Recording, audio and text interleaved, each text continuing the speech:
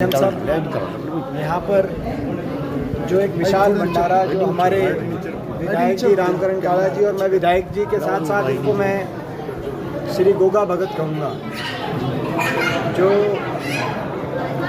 इतनी इन्होंने भक्ति, आज 29वां साल है जब लगातार भंडारे का आयोजन और 45 दिन तक इन्होंने व्रत रखा है, जो कि आज ये बोलेंगे। ऐसी भक्ति और इसके बाद ये राजस्थान में जो चुरू डिस्ट्रिक्ट में जो श्री गोगा झारवीर जी का जो जन्मस्थली मानी जाती है, ये यहाँ से वहाँ तक जाते हैं, ये एक विशेषता है। तो आज हम सभी यहाँ पे सारे श्रद्धालु हजारों की संख्या में लोग, सुबह से लोगों का आगमन है, तो हम लोग भी यहाँ पहुँचे हैं।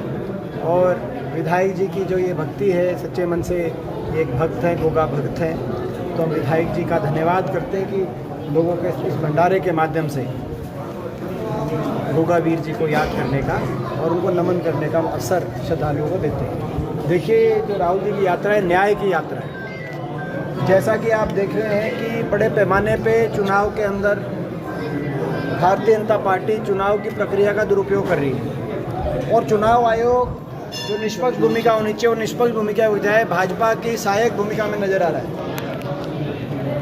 भाजपा का एक ही उद्देश्य रह गया है, शाम दाम दंड भेद और यंत्र मंत्र और तंत्र के दुरुपयोग से सत्ता को हासिल करना, यानी कि जन भावनाओं से सरकार को ना बनाना। नायब सिंह जी के शब्दों में मैं कहूँ तो सारी व्यवस्थाओं का इंतजाम करके सत्ता पे काबिज होना। जो उन्होंने कहा था कि जन भावना से नहीं, लेकिन सारी भाजपा की के पास सारी व्यवस्थाएं हैं सरकार बनाने। ये जो व्यवस्थाएं हैं, ये लोकतंत्र के लिए खतरा है।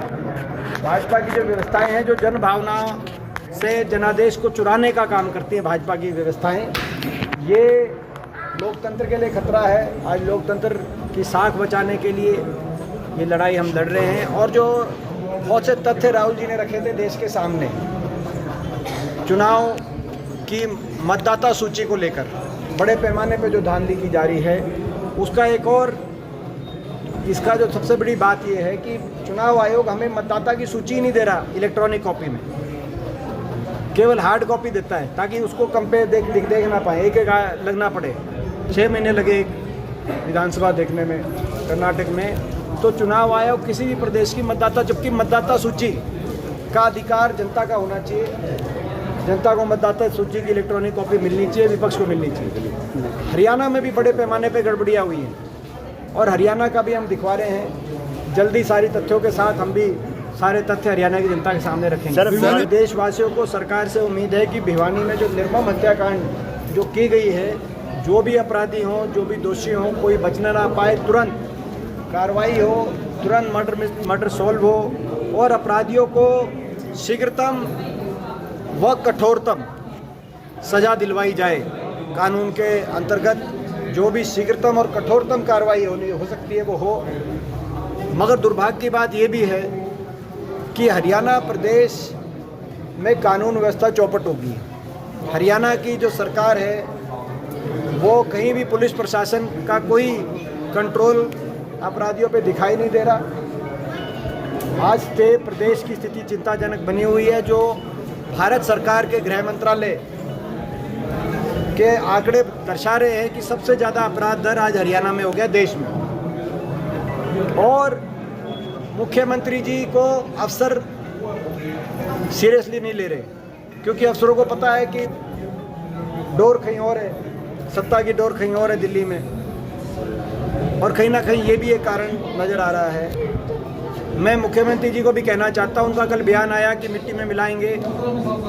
केवल बड़े बड़े डायलॉग से कानून व्यवस्था अच्छी नहीं होती। कानून व्यवस्था, कठोर कदम उठाने से कानून व्यवस्था की स्थिति में सुधार लाया जा सकता है। जैसे कि हुड्डा साहब ने जब कांग्रेस की सरकार बनी तो हरियाणा को चंद महीनों में सारे अपराधियों से छुटकारा दिलाने का काम किया था और 10 साल पूरी तरीके से अच्छी कानून व्यवस्था हरियाणा में रही थी कांग्रेस के समय। क्या पुलिस कर्मचारी